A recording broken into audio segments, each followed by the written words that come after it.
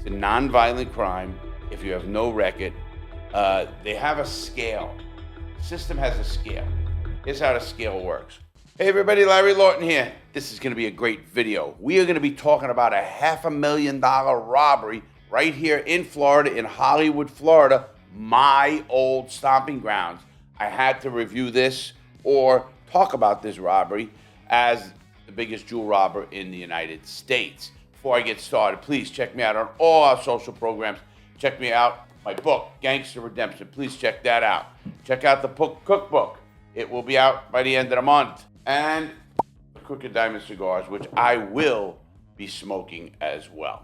And check out Discord. I am being more active on it, and I want to thank everybody on Discord for giving me ideas and suggestions, and you guys are staying active as I will. Now, let's get into this video. This video is, boy, did it hit home, because it reminded me of what I did in one different way, and where they messed up, you're going to hear right now. First of all, a Mint Jewelers in Hollywood, Florida was hit for approximately $500,000 in jewels. But it wasn't hit the way I hit jewelry stores. I used to hit jewelry stores when they were open, put the people down, get into the safes. I don't think they did that.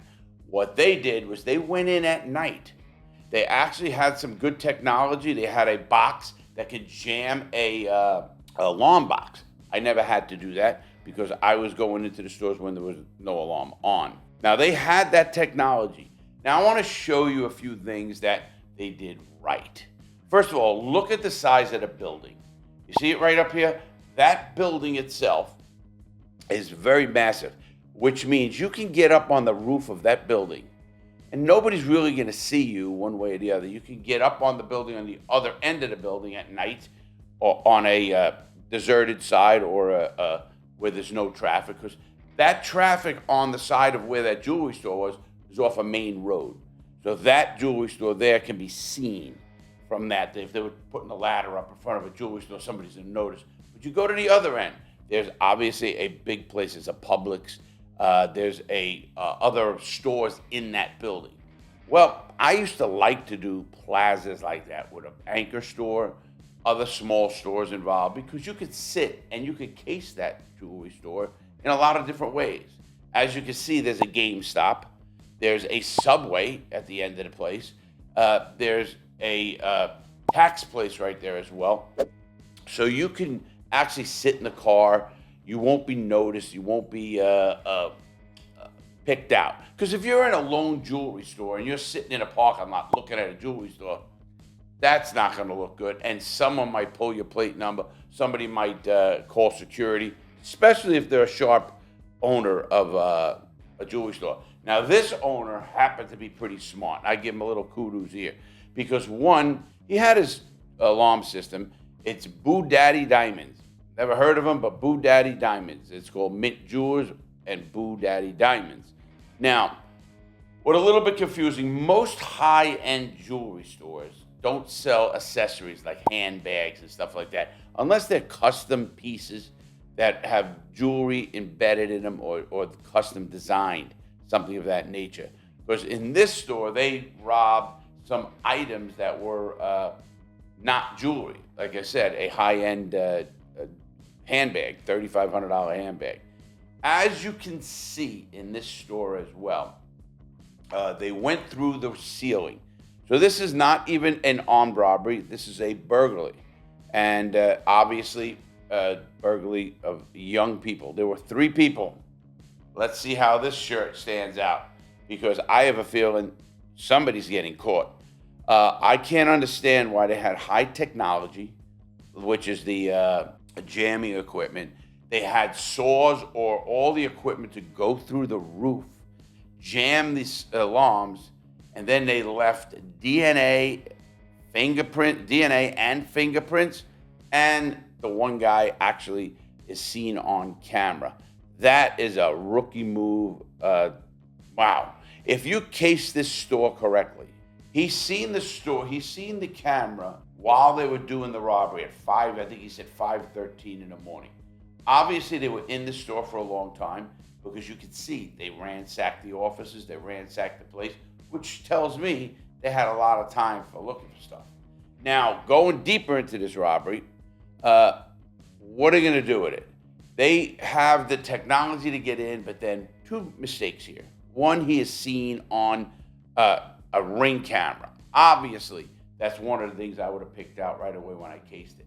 I have a feeling this owner has a good idea who these people are. First of all, the store also deals with celebrities, is what it said. So they have a lot of different kind of kids coming in, rappers and stuff. And if that's the case, it's going to be pretty much easy with that guy's eyes, if he's the one that went into that store. Obviously, he saw the camera during the fact, so maybe he wasn't in the store, but whoever's running this robbery, major mistake. Obviously, they have eye software that they can pick out stuff. First of all, there's a lot of ways they could have did that and not be seen. They have slits and stuff of that nature. I'm not understanding how they got DNA out of this, and I'm not understanding how they got fingerprints. Because if these guys didn't wear gloves, then they're just, I don't know, junkies. But I don't find them to be junkies if they're doing all that technology and having that jamming equipment. And why? Why in the world would you leave the jamming equipment? That's a big thing I don't understand as well. What's the next step? First of all, this robbery, because of the camera, because of stuff, is all over the news. Obvious here in Florida and probably national news as well, when people make mistakes like that. So now, what's going to happen? What are they going to do with the jewels?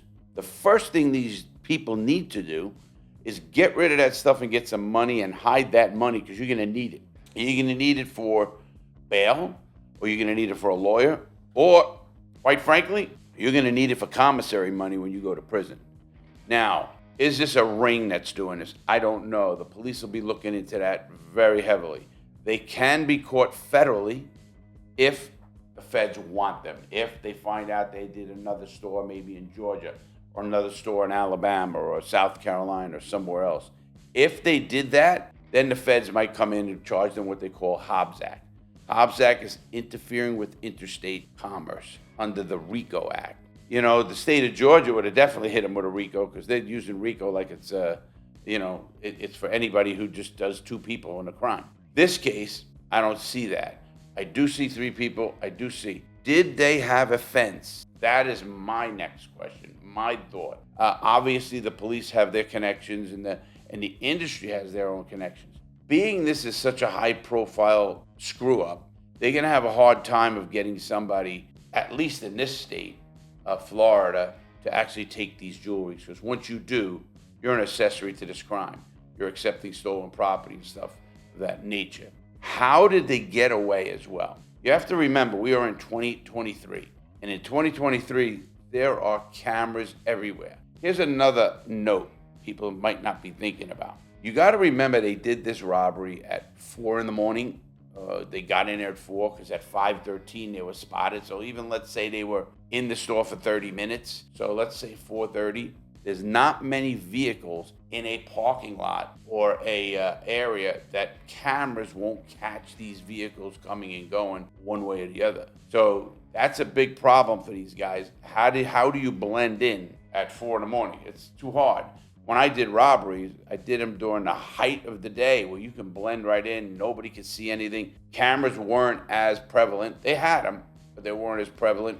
And somebody like myself used to take the camera equipment.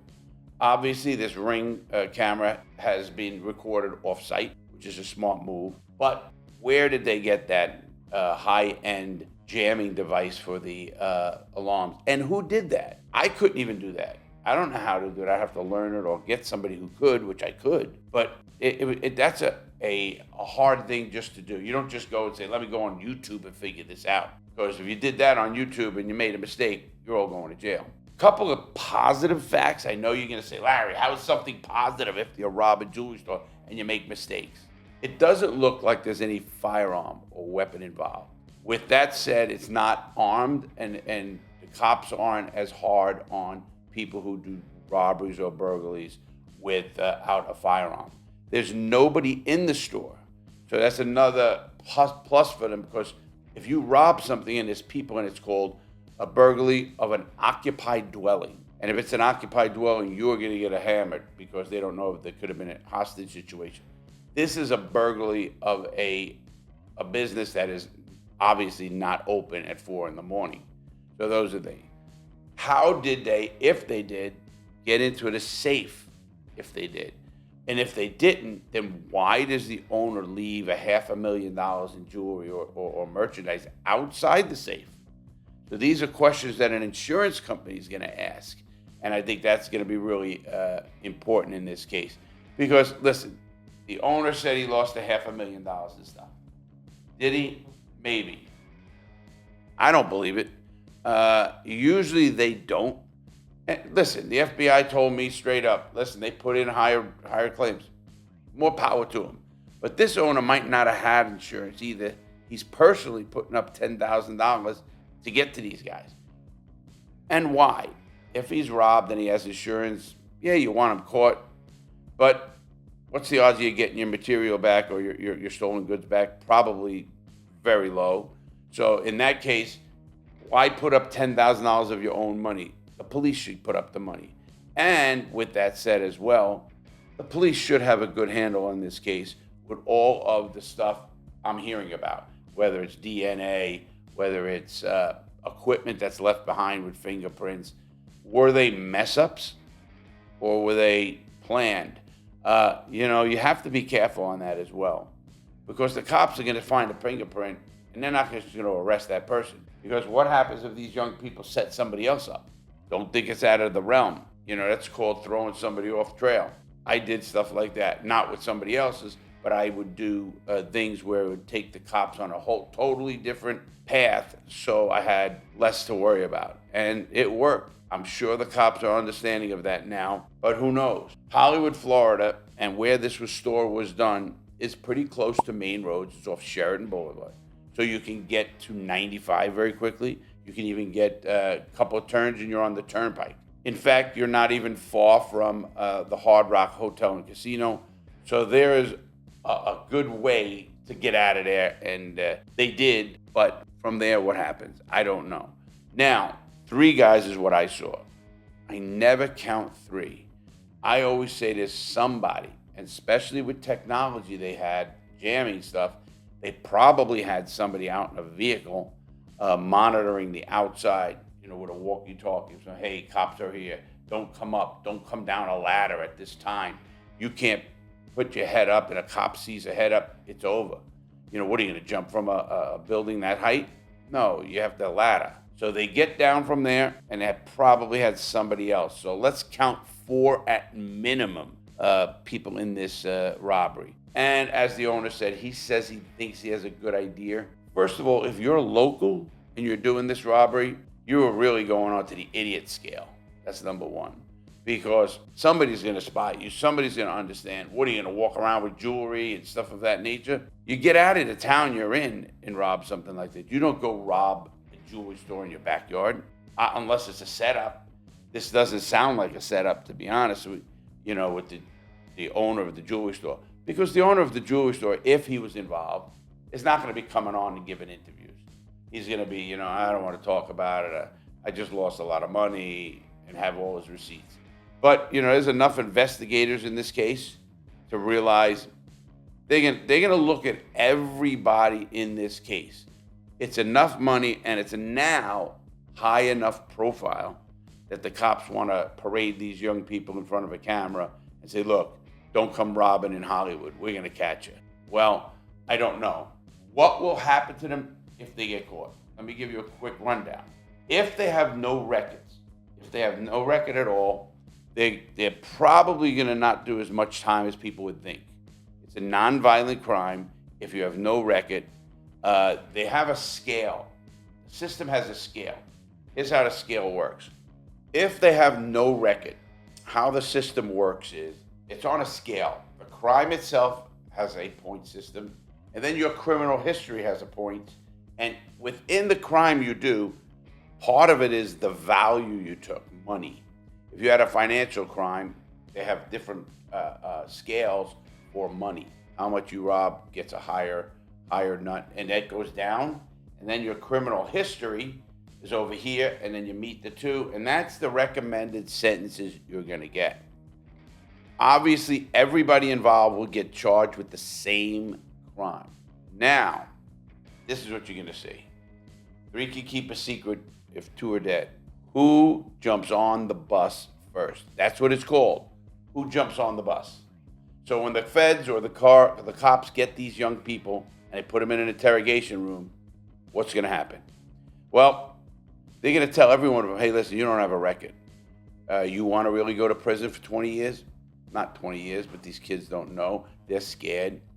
You tell us exactly how it happened, where you got the jamming device, who was involved, where did you get rid of the diamonds? Remember something, police are always looking for the next step, always looking to go higher on the ladder, whether it's drugs, crime, wherever it is, whether it's us guys with the mafia, they're looking to go up the ladder. Obviously, these young people, whoever gets caught first, and they cops caught, who's jumping on the bus? And it's sad, but that's what happens. Now, if they're seasoned criminals, every one of them are a seasoned criminal, different animal. They shut their mouths, they're gonna do it, they have to be proven. Can the 2 guys who are not seen on camera, if they have not much evidence, somebody can get off on this crime. Because you don't know, there's no eyewitness testimony.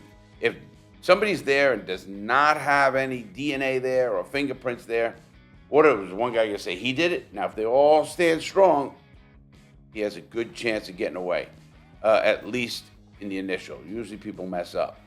But we're going to find out really quick. I have a feeling, and I'm going to give a prediction on this case. I have a feeling that these young people will be caught within 3 weeks. I always give it 3 weeks to a month because the cops do their homework, like they did with me. I was arrested 6 weeks after my robbery. Happened in end of October, and I was arrested December 2nd. So all of November, another week here or there. That's the feds. Now, they do their homework. Now, if the police department does it and they just jump on an arrest, you're going to see some mistakes on their part. You know, I don't know what's going to happen. You're going to find out. But I have a feeling it's going to happen sooner rather than later. We're not talking about the Pink Panther gang out of England blast into a place and can't get them. You're not talking about Larry Lawton, who used to do this thing for a living and crossed his T's and dotted his I's. I'm not... Somebody asked me already, they said, Larry, you worried about your title as big as jewel robber being taken? Absolutely not, but I don't take that as I don't want to make light of what I did as well, okay? So, I think these kids are gonna get caught. I don't want anybody else to make bad choices like that. Please, stop it. You're smarter than that. If you got the brains to put that together, at least part of it, you have the brains to open a business, do something else, and not make quick money that is definitely not going to make your life. Even if they got $500,000 and they sold it for $200,000 and have to split it 4 ways, $50,000 for your life. Come on, guys, you can do better than that. Now, if you told me they robbed $20 million, I might start thinking, hey, they took a shot. I get it.